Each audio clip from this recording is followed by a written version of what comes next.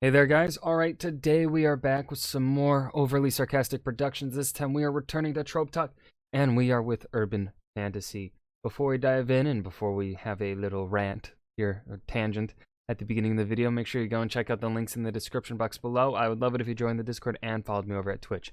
Now, urban fantasy, I think I've said this before, it is not something I write. Well, I am kind of writing in the book I'm currently working on. Hopefully this will be the one I get published.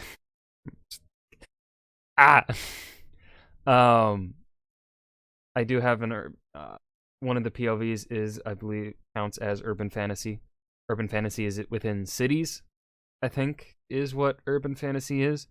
I did see Percy Jackson on the thumbnail of this video, and, well, I would disagree. I would argue that there's really, in the the original series of Percy Jackson, only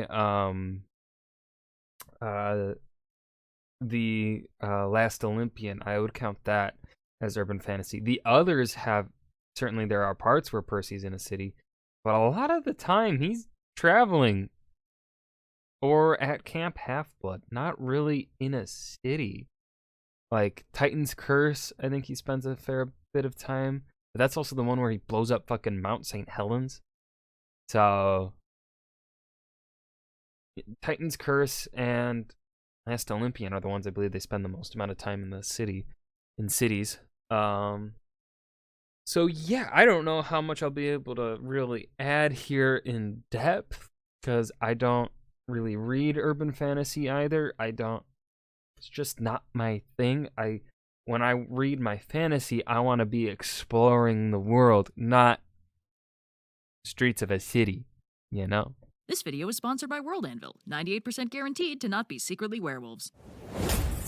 What's the other 2%? Now, I know this may be a surprise to hear from someone who lives on the internet, but the real world is actually pretty cool. It's got its fair share of problems, but there's a lot to like about it. My only question is, where the hell are the dragons? Urban fantasy is the term for a fictional setting that grounds itself in the real world, but augments this. My definition of urban fantasy was entirely wrong. Familiar setting with unfamiliar and or magical elements, like magic or dragons or mythical monsters. While urban fantasy is sometimes referred to as a genre, that's not really accurate. Genre usually tells something about what plot to expect, like thriller or mystery or romance. Any kind of story can happen in an urban fantasy, which makes it more of a setting, in the same way that fantasy and sci-fi are settings for all different stories. And despite the name, urban fantasies do not have to take place in city and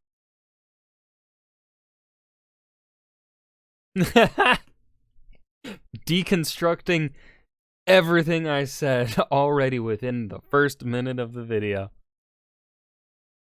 I really should look up the definitions of these tropes before watching the video. I did that one time, I think. Oops.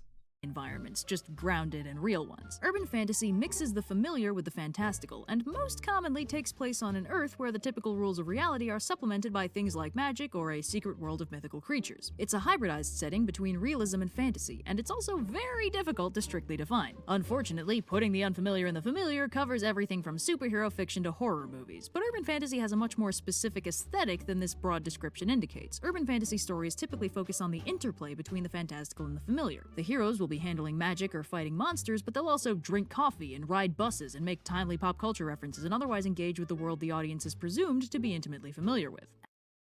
Timely pop culture references at the time of their release. Because you read Percy Jackson, the original series, God, it sends me back, but it's also like, you know, in the future, when I have kids, maybe, if I have kids, if I find love.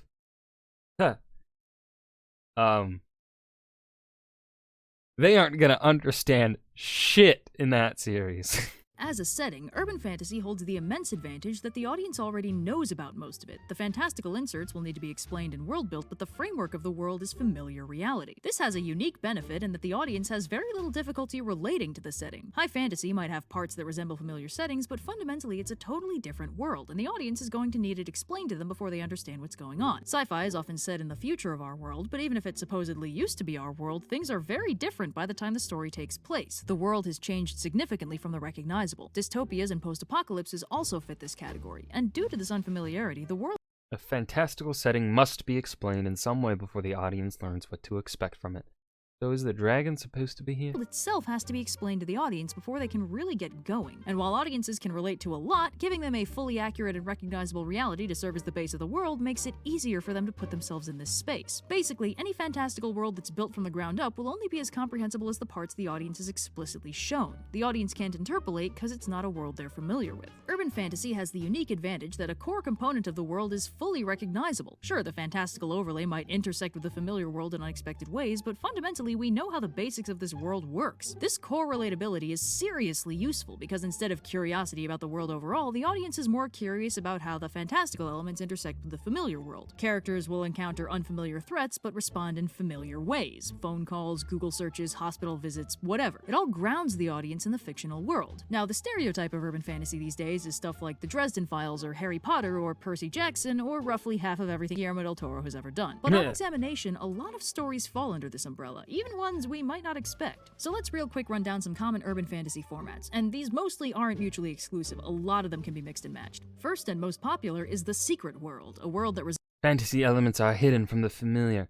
resembles reality if you're a normal person, but has a secret fantastical world hidden just one. beneath the surface where all the magical or fantasy elements are hidden. This is a very common basic premise for urban fantasy, and these stories often begin with a character being abruptly introduced to the reality of the secret world and then struggling to catch up. In a sense, this is the simplest form of urban fantasy, as by all outside appearances it leaves the familiar world untouched, and you can just include all kinds of stuff as long as you justify it staying a secret. For instance, Percy Jackson has the Mist, a magical illusion that prevents normal people from noticing any gods or monsters wandering around. But some stories don't really have a clean explanation for how the secret world stays secret. I talked about this a while back when I did the magic trope talk. Now, the inverse of the secret world is the unsecret world, a world that broadly resembles reality but has some overt fantastical elements that are integrated into those realistic elements, like non-human characters, magic, etc. This is usually played something like an alternate Earth, a what-if scenario with Earth developing alongside some kind of fantastical element that changed it from what we know, but not too much. Your barista might be an elf, your boss might be a centaur, but, you This is typically, the slice of life comfort,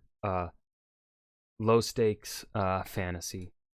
That is honest. That's actually gaining this video is old, but this form of fantasy is actually gaining popularity. I think this video is old. You still have baristas and bosses. In some cases, the fantastical elements are actually a recent development. Some stories have magic returning to the world in the modern era after having been gone for centuries or millennia. There's also cases like Gravity Falls, where the fantastical stuff is very blatant but highly localized, so it's locally not really a secret, but probably wasn't something the characters expected to find when they arrived. The unsecret world is not as common as the secret world, probably because it's harder to convincingly world build. Some movies like Bright take the approach where they don't really world build, there's just centaurs and orcs and orc racism, and I'm sure some people liked it, but anyway. Another incredibly common urban fantasy variant is it's reality, but all the myths are true. A recognizable world plus all the stories, myths, folklore, etc., though how far the all extends can vary and be one culture. Yeah. This produces a world like the recognizable one we know, with the added factor that on some level, all the folkloric figures, mythical gods and heroes, every story you heard as a kid, and every nightmare under the sun are real things that can show up at random and cause problems. This one has the benefit of being incredibly easy to set up if you don't think too hard about it. You don't need to pick and choose anything. You don't even need to explain yourself beyond a generic all stories have a grain of truth to them or whatever. What's in this world? Everything's in this world. I refer to this variety as kitchen sink urban fantasy because it contains everything but the kitchen sink. Neil Gaiman's Sandman follows this approach with the simple explanation that stories hold power and belief sustains gods. Basically, if people think it's real, it's real. That's how... isn't that how the gods work in Percy Jackson as well? That they're more... they have more influence when they are more... I thought that was something in that. Maybe I'm thinking of something else. This is also sometimes a background approach to more specific brands of urban fantasy. Your story might spend most of its time focusing on a very small cast of very specific fantastical people, but in the background there's all kinds of weirdos running around. Related to the kitchen sink approach is the more specific subvariant, monsters are real, a subcategory of urban fantasy where the only explicitly focused on fantastical elements are the scary nightmare ones the heroes have to fight or hunt, like ghosts, vampires, werewolves, demons, etc. This format is popular for Monster of the Week stories for self-explanatory self-explanatory reasons. The heroes usually hunt the monsters, but sometimes the heroes also are monsters. When it overlaps with the secret world, the heroes are usually secret protectors of the ignorant humans who don't even know monsters are real. When it's the unsecret world version instead, you tend to get something more like a vampire apocalypse where monsters are everywhere and it's just a real bad time. There's also magic is real and struggling to adapt, wherein magical fantastical beings live among us but are struggling to find their place in a world that's familiar to us but wildly unfamiliar to them. Maybe they're a refugee from a magical otherworld, maybe they're a time-displaced folk hero, maybe they're a god denied their worship, but whatever the explanation, they're not having a great time. Sometimes this includes the implication that they've only recently started hiding their magical nature and trying to pass for human, and all the old legends came from a time when they didn't have to be discreet. This can also be used for some major allegorical purposes, as it's basically an immigrant story where the immigrants are magic. Another structural variant is the reality bookend variety, where the characters begin in a familiar world, travel to an unfamiliar one, and return to familiarity in the end. This one is actually a little tricky, because not every reality book Isn't that Chronicles of Narnia? story is urban fantasy. The distinction is basically how familiar the unfamiliar world is and how our heroes engage with it. The animated miniseries Over the Garden Wall feels like urban fantasy because the otherworldly woods our heroes are transported to mostly have the aesthetic of historical Americana with just enough unnerving weirdness to hit that fantastical threshold, and the heroes never lose track of the fact that they're trying to find their way home. In the first episode, Wirt even talks about looking for a phone or seeing if someone will drive them home, which really helps keep this otherwise fantastical setting grounded in familiarity. On a similar note, the animated miniseries Infinity Train takes place in a magical / super advanced technological train that's kind of its own dimension, and while that's definitely unfamiliar, the main character is a very grounded Midwestern girl who basically spends the whole time trying to figure out the rules of the place so she can get home. So again, it keeps it grounded. It helps that the characters we're following are from our world and have a very familiar perspective on things most of the time. But something like Narnia or The Wizard of Oz doesn't quite feel like urban fantasy because the other worlds are purposefully very unfamiliar and separated from reality, and the heroes undergo all kinds of crazy adventures very specific to the fantastical parts of the world. Another factor is that both of those stories are rather older. Even if the characters would have been relatable at the time,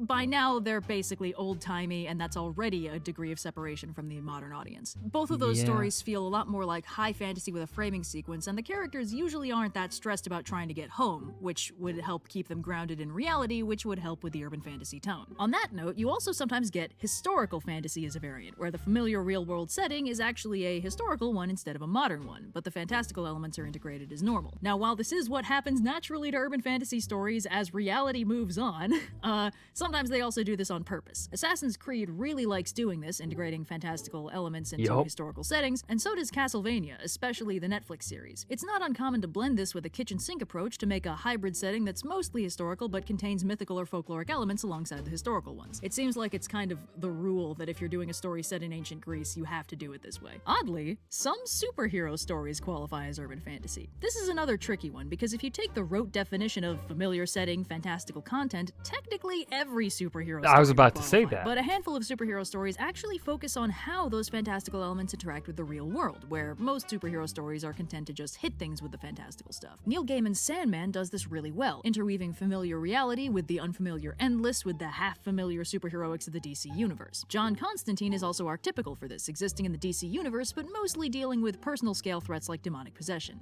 It's really a matter of scale. The urban fantasy superhero stories are the ones that actually scale down and let us see the familiar in the context of the unfamiliar, rather than just focusing on the bombastic superheroics. I mean, Thor is a literal Norse god engaging with the modern world, which seems like peak urban fantasy, but his stories almost never feel like urban fantasy because he rarely actually deals with that familiar modern world. Instead, he's usually hitting supervillains, tangling with Loki, or losing his hammer. It's unfocused from the familiar, which kind of precludes reaping the benefits of urban fantasy. In contrast, there's the superhero world of Astro City, which very much resembles Marvel and DC, purposefully so, but the stories almost entirely focus on the real human elements. And not in a edgy, grimdark Watchmen kind of way, but like, what would it actually be like for the normal people who live on this haunted hill that's protected by this hanged man entity, or maybe this vampire Batman figure, or what? And because of that angle, because of the real human angle on all of these superheroics, most of the stories end up feeling very urban fantasy. Also, I just highly recommend reading that in general. It's really, really good. But you know what? Not everything needs to be deep. Magic, yes. Pathos, no. Pathos. Pathos. Pathos. Kids' adventure fantasy often focus only on the shenanigan potential of the fantastical element the heroes stumble on. A staple of kids' adventure stories is magic is real, pathos be damned, a variant of urban fantasy where the heroes' mundane lives are interrupted by some kind of magical thing happening, and this thing serves as an inciting incident for a magical adventure of some sort. This is a very simple, very chill kind of urban fantasy, and it sort of falls into the common kid attitude of, I don't know how the world works yet, so magic could be real. It's appealing in its simplicity and makes for good lighthearted entertainment. It's not uncommon for the kid heroes to encounter some kind of magical MacGuffin which then facilitates a string of low-stakes adventures. These stories usually don't put much focus on the implications of the magical or fantastical otherworld. The whole point That is one wide fucking dragon. God damn. to this variant is, this is magic, let's roll with it. The scale of the adventure will usually be smaller, like exploring the exact parameters of the magic item they found, or using it to travel to interesting but otherwise mundane settings. Authors E. Nesbitt, Edward Eager, and Eva Ibbotson all wrote a lot of books like this, and if you remember the Magic Treehouse series, that's basically this too. So with all the major setting variants out of the way, now we hit the main three urban fantasy subgenres. First on the ticket is Paranormal Romance, a love story typically between a human and a somewhat non-human fantasy being. story where the exploration of this fantastical world is entirely centered on a romance, typically between a normal human and some variety of fantastical being. The human serves as the audience's inroad into the secret world, while the other one serves as their guide through the unfamiliar. The main plot is, of course, a romance, often complicated by the fact that our star-crossed lovers are worlds apart by nature of the aforementioned mundane fantastical split. While most people probably default to thinking of Twilight for this, there's actually a huge number of shapeshifter romances that basically fill this subgenre. No, I haven't read any of them, but yes, all their descriptions are hilarious. Good for dramatic readings at parties, too. Next up is urban horror, where the fantastical elements are explicitly real spooky. Oddly, a lot of horror movies, again, technically fall into this category, as if the threat of the week is a spooky ghost or an unkillable murderer of some kind, it implies a fantastical element to an otherwise uncomfortably grounded setting. But again, if this fantastical angle isn't really focused on, it doesn't quite hit that aesthetic sweet spot of urban fantasy. On the other hand, cosmic horror frequently does, as the horror of the unknown is explicitly highlighted by its contrast with the familiar. The eldritch fish god may be fantastical and otherworldly, but the sleepy New England town harboring its cult is creepy specifically because it feels so grounded. Stephen King thrives on this, so does Stranger Things and most modern Lovecraft adaptations. Honestly, if you're looking for this specific brand of horror, I recommend the podcast The Magnus Archives, because it does a really good job integrating these really creepy cosmic horror elements into very realistic grounded lives, mostly because it's basically a series of just anecdotes from people who experienced weird shit being read by a person who works at an institute that collects these stories, and it's really effective horror because it kind of builds this slow dread tension. Also, the more you listen, the more you start putting together what's actually going on and the greater scope cosmic horror of it all, and it's honestly, I just really recommend it. Give it a shot. And then there's urban noir. It's surprisingly common for urban fantasy stories to be mysteries. Now this might be because urban fantasy already contains an element of secrecy and uncovering hidden facets of the world, which resonates well with espionage and dark noir style mystery solving. The Dresden Files is kind of the archetypical example for this subgenre, but the concept really got started all the way back in 1964 with the Lord Darcy series, an alternate history by Randall Garrett where magic is real and the main character is a wizard detective. Carnival Row also took this approach with the minor change that the world that show takes place in isn't Earth at all, it just kind of looks like it. Urban noir is very fun because mysteries are fun and these are mysteries that have magic in it, and also it's a very useful way for the writer to show off their Did I watch Carnival Row? Is that a good show? I mean, I have Amazon Prime, so like, I can watch it. I just haven't. Is it good? Let me know if it's good. world to the readers, because of course, the detective is likely to be investigating in all kinds of weird places, which the writer can then show off. So it really synergizes very well. So, that was a lot of categorizing, but as you can see, urban fantasy covers a lot of ground. There's a bunch of ways to approach Earth but with fantasy stuff. We've already discussed the major benefit of urban fantasy as a setting, that the familiar base of the world guarantees the audience has a good frame of reference to handle the less familiar fantasy elements. There's also honestly just something really fun about seeing something you're familiar with made cooler by the inclusion of Greek gods or dragons or wizards. It just feels good, you know? And writing urban fantasy is especially fun because you get to figure out how these fantastical elements interact with the real world. Pick a real-world location you're familiar with and explore the potential of extending it into unreality. Cool old house with a portal in the upstairs closet. Public park where the statues come alive at night. Places you really don't want to get lost or you'll end up elsewhere without realizing. This specific appeal might be why urban fantasy is an increasingly popular setting for role-playing games, since that's an excellent medium for a grounded, familiar setting you can explore to find the crazy fantastical bits hidden underneath. College Humor did this in their Man, I really have nothing to, to add here, because it's like, I'm a high fantasy dude. I fucking love my high fantasy. I want to be transported to somewhere unrecognizable. I want to learn all about the world and the things that make it unique in its own thing and not our world. Mention 20 series with a season called The Unsleeping City that I highly recommend that takes D&D and sets it in modern New York. It works way better than I expected. This is also a lot of the appeal of games like Call of Cthulhu for the urban horror variant. Critical Role did a one-shot for it called Shadow of the Crystal Palace that I also recommend. But for all its fun quirks and great immersion... Oh, I really gotta watch that because I have not watched anything that wherein it's Talus and Jaffe, our Eldritch God, fucking DMing. I really should watch that. There is a unique pitfall writers face when dealing with urban fantasy. See, a lot of the time, the fantastical elements of the urban fantasy world are primarily drawn from real-world mythology or folklore. This helps keep the world grounded in familiarity, as if the writer's keeping their new world building to a minimum, their urban fantasy world won't actually be introducing any unfamiliar concepts. It's just suggesting that, for example, the Greek gods you know from the myths are physically real and just full of interpersonal issues, or that vampires and werewolves walk among us in disguise, or that the fair folk never went away, they just live among us in hiding, or whatever.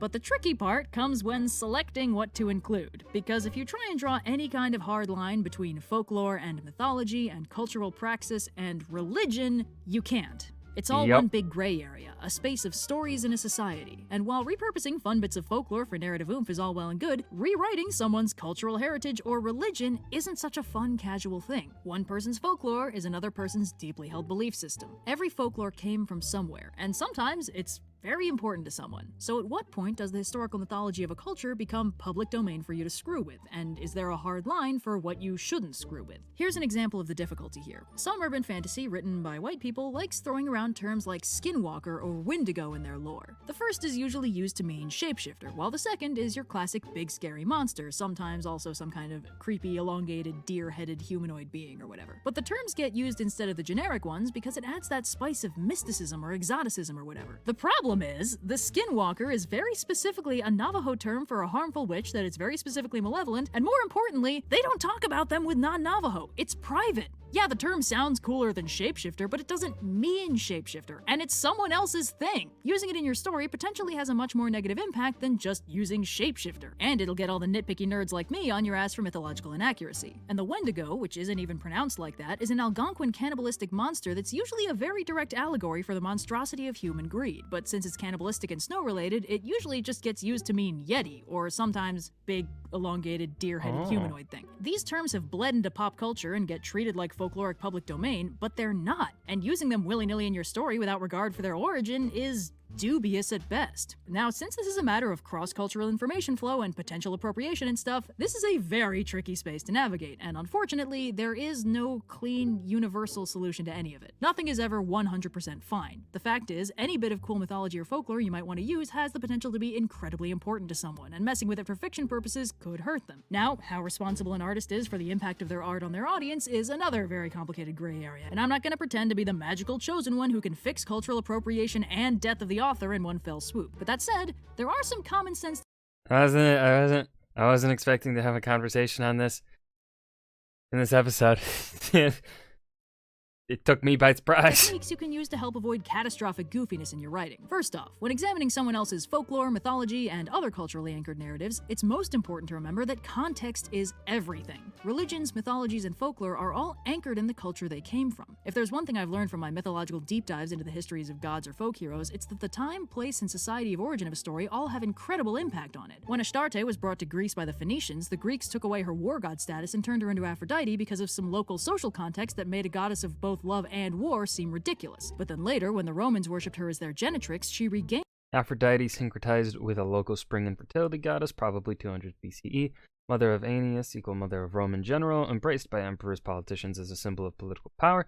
Theme of motherhood extends to making her Eros' mother, as her characterization towards Aeneas is full-on protective mother. gained some war associations because she was used as a symbol of their military might. Dionysus was a Mycenaean god of Very limited information. Much of this is extrapolated from early classical ancient Greek characterizations. Theme of death and rebirth due to dying and being reborn. Son of Zeus, mother unclear. Abandoned young, raised by nature. Has a wine cult. Appearance-wise, likely horned and bearded / older and more mature. Extrapolated from older portrayals. this is turning into a miscellaneous myths. Madness and death until the Romans partied too hard and decided to focus exclusively on how good his booze was. The stories of a society are anchored in multitudes of cultural context, a lot of which is inobvious or potentially lost to history. And without that context, the story is incomplete. So many Greek myths make zero sense on paper until you pull back and contextualize. Why did Athena, a notoriously level-headed goddess of wisdom, tactics, and the arts, turn Arachne into a spider in a fit of furious jealousy over her prodigious artistic skill? Well, because Ovid, who wrote that myth down, had a well-documented grudge against authority due to his own mistreatment, and the rest of his work is also dedicated to casting the gods as unreasonable tyrants and the mortals they punish as unappreciated geniuses. Without the context, it just feels weird or out of character. With the context, the full picture begins to appear. And if this exact thing is your bread and butter, then watch Blue's History Maker series, because it goes into exactly this. So since context is what really makes a myth or folktale, if you're taking something from someone else's mythology and separating it from its context to use it in your story, you need to be really aware of what you're doing, because stripped of context, most of these stories lose most of their meaning. For instance, American Gods pulled this decontextualization off quite well because they did it deliberately. In story, the gods are stuck in America, having been brought there by their worshippers and then slowly abandoned. So they have been physically removed from their original context, and so these gods that would be thriving in their home cultures are struggling to survive in this new one. Because this is explicitly a factor in the plot, it's nowhere near as jarring to the audience, even in the face of pretty drastic character changes. Odin in the legends is a trickster, a warrior, a seeker of knowledge, and an all-around pretty cool dude, where in American Gods he's been reduced to sleazy con artistry and is actually kind of an antagonist. This is a very bold move, but in universe it makes sense. The Greek gods in Percy Jackson are also canonically established as having changed alongside Western civilization, with Olympus even relocating to New York to follow it, which acknowledges the weirdness of recontextualizing the ancient Greek pantheon in modern America. But meanwhile, like I mentioned before, if you take a term like Wendigo and pull it out of its very specific cultural context of hunger, greed, cannibalism, and the cold heart of winter, you get something that doesn't resemble itself at all. At that point, just don't use the term. What's even the point? Basically, always make sure you understand the context of what you're drawing on, even if you're going to decontextualize it in your story. And more broadly, if you don't know what you're talking about, don't put it in your story. Yep. This is basically what write what you know means. It doesn't mean you're not allowed to write stuff if you don't intimately understand it. It means do your research before you put it in a book forever. Anyway, it's also good to take a minute to consider if you're punching down or not. Now, punching down is a term from comedy used to refer to making jokes at the expense of a less powerful or more marginalized group. And while this isn't comedy, pulling out someone's cultural heritage and messing with it for narrative kudos can be similarly invasive or irreverent. This is basically just a common sense consideration to avoid being unnecessarily rude or hurtful. If you're looking to use the mythology of, say, an enormous and thriving ancient empire like Greece, Rome, Egypt, China, or Scandinavia, that's probably not punching down, but things like Jewish folklore, Native American or Australian Aboriginal concepts might be better left alone unless you specifically belong to that group just for the sake of politeness. Honestly, most of these tips are just me restating be polite, and it's amazing how controversial that is, isn't it? Another quick thing to consider is if your portrayal of this fantastical thing or belief system includes a portrayal of practitioners of this belief system. Messing with ancient gods is one thing, but once you start messing with the portrayal of a group of people who worship that god, you're stepping out of the fantasy zone and into the stereotyping zone, which is always a bit of a spicy area. For instance, Rick Riordan is big into reimagining classic Greek mythology, gods and monsters alike, but he's specifically apologized for stereotyping modern Hellenism in the early Percy Jackson books because he genuinely didn't know it existed. While rewriting the gods was alright, directly sassing the people who worshipped them was dubious. And on a related note, you probably want to check if the stuff you're messing with is part of a still living religion. This is actually a bit tricky to define since there's been all kinds of revivals and neo-paganism and stuff in the last few decades, but some religions have actually persisted contiguously for centuries or millennia. And if the ancient myths and gods you're looking to mess with or adapt are still actively part of someone's belief system, then playing around with them is rather more weighty than one might think. For instance, Hinduism has been continually practiced for thousands of years, so an enterprising urban fantasy author who looks at the old stories of, say, Kali and thinks, gee, she's cool, I wonder how I can use her in my work, might want to remember that those stories and gods are still part of an active religion that is very important to quite a lot of people. In contrast, while there have been neo-pagan revivals of worship of the Greek and Egyptian gods, these were both reconstructed in the 70s and 80s after the original religions all but died out in the 3rd and 4th centuries. The ancient myths are not contiguous. She's literally just saying things that I was going to say. I was like, you know, yeah, these like European, you know, a lot of pretty much all the European original beliefs pretty much are not practiced widely anymore. There are very small niche groups, right? Neo-paganism is a thing. But they're like such a minority. Like they are, you know, And again, it goes into that aspect of punching down, right? Neo-pagans are not, especially when it comes to Western culture, are not scrutinized against the same way as Hindus because of where they are geographically located, right? Now for modern, like, Egyptian practitioners, because they are from Egypt, that is a different story because they are also in a part of the world that is scrutinized against by Western society. So, in the modern day. So, yes. Connected to the I feel like modern it made practice, sense and there. the disconnect from the ancient Maybe. cultural context is so extreme that we'll never know what the original religion was really like. I mean, obviously, it's a reconstruction. By definition, it's a modern narrative created by pulling together disparate elements from an ancient source. In short, it's doing exactly the same thing an urban fantasy writer would, only it made a religion instead of a YA novel. This is a case where the old myths have a much more tenuous connection to a modern audience, and repurposing them isn't quite as spicy as, for instance, writing reimagined urban fantasy lore based on the Bible, which is actually a good example to use here because it helps demonstrate that this is not actually a hard deal breaker. Dante's Divine Comedy and Paradise Lost are both highly acclaimed works of Bible fanfic that seriously reimagine some core tenets of the original text, and they were both pretty well received. And more recently, Good Omens is a work of urban fantasy where all the repurposed fantastical source material was drawn from the Bible. Some people got upset, but the story still worked. Your source material. And I think it, again, goes into what she was saying earlier about punching down. Like, part of it is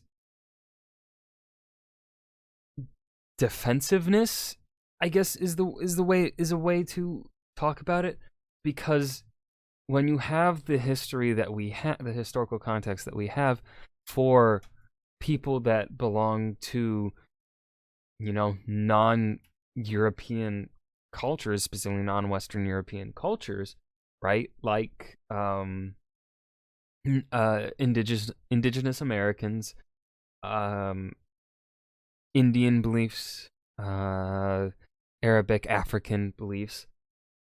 Those are less messed with because, most writers are white men because the ability to take the time to write a story and stuff and then have it be, on a level where, most authors are white because, got all racism in the industry. But, it's like when you have the historical context of your religion, your belief system, your ancestors' belief system being kind of disregarded, mocked even, by a group of people that are coming in and conquering your ancestors, you are going to be, it is totally reasonable to be less willing to see that belief system shifted and shaped, like, at least that's the way I see it, and the way, like, to me, it is totally reasonable why you don't see it happen to much things outside of, like, reach critical acclaim. And then, of course, another aspect of it is just the whole, Christianity is the largest religion in the world. So it has that popularity for when people do make those books like Neil Gaiman and stuff like that. They will get plenty of eyes and viewership. Whereas stuff on African mythology, African religion, on animism, you go and shift that, that's not gonna be as popular. That's not going to, because of racism, and then just the lack of knowledge of in the general public of that, of that thing. I feel like That made no sense. Material being part of a still living religion doesn't actually preclude you from getting creative with it. Like I said, there's no clear-cut answers here, just a lot of stuff to take into consideration. Not all stories are equally malleable without consequence, but that doesn't mean you should avoid everything that might upset your audience. And when in doubt, you might just want to get a sensitivity reader. Screening for hot button issues is kind of their job. But with all that said, the most important Sensitive, like, as someone trying to write stories, I hate the idea of needing to get a sensitivity reader because, you know, that's more money needing to be spent out of my own pocket if I do not go traditional publishing. But also, you know, it's a great thing because, you know, it's making sure you are not doing something super fucked up. It just sucks in the aspect of I gotta pay you. I gotta pay you with money I don't have. important thing to remember when doing any sort of artistic project is that perfection is unattainable. It's an unfortunate truth that no matter how Joke's on you, careful I'm still gonna try and your attain intentions it. may be, your art will hurt I'm someone. stubborn and It's just a stupid. fact of life. And unless that's actively what you're setting out to do, you can and should probably try to minimize that. But unfortunately, the only guaranteed way to not upset anybody is to never have existed. And if you're so hung up on sanding off all the rough edges and making sure your art doesn't upset anyone, you will never be able to finish it. So do your best, use common sense, be polite, but don't drive yourself to distraction trying to make sure absolutely nobody is upset by your work. Aim for a good faith effort to do your best, research thoroughly, think critically, write creatively, apologize if necessary, and you'll produce the best work you can reasonably hope to. That's all any of us can do. It's kind of drifted away from urban fantasy. Yeah, it did. Good genre, interesting stories, surprisingly a bit of a minefield to work in. Still my favorite genre. So, yeah, and thanks again to World End. And that was Trope Talk Urban Fantasy by Overly Sarcastic Productions. I've got nothing really to add here at the end. Didn't have much to really talk about until she started going on that tangent at the end there about, you know, how to include certain things from outside of your culture into your writing and stuff like that. That is a loaded topic that is extremely hard to talk about. People are all over the world are going to have different responses to that. Many people, and justifiably so, are not going to like the idea of someone outside of their culture, especially if they belong to a minority culture and someone in a white man is writing about their culture. Justifiably so, they are not going to be too happy. You know, I can understand why people are not going to be happy about that. Just because, you know, historical context of white man not doing a good job about being respectful. Saying, but then of course other people in that same minority are going to be like, oh, it's okay by me as long as you're respectful about it, you know. And then others are like, no, don't touch it. So yeah, it's all about, do you want to essentially deal with that group of people that don't want people outside of their culture to touch their thing, or are you willing to upset that portion of the population to write the story you want to tell? The most important thing is writing the story you want to tell. So yeah, that was Trope Talk Urban I mean, of course, there's a line to be drawn. Don't. There are certain stories you don't tell because they're not good. But yeah. See you in the next video.